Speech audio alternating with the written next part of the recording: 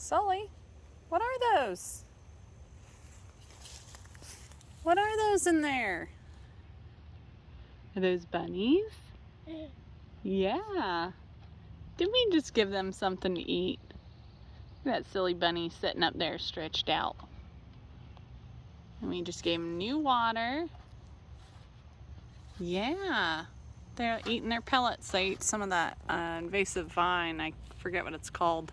But they seem to like that. I offered that to them. Seem to be eating that. And gave them some extra Swiss chard from the garden. Yep. So I'll let them have a little treat of that. They got a new patch of grass to pee and poop on.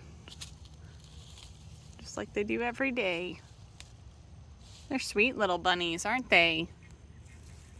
Oh, you're gonna try to stand up on me? Okay. Say goodbye.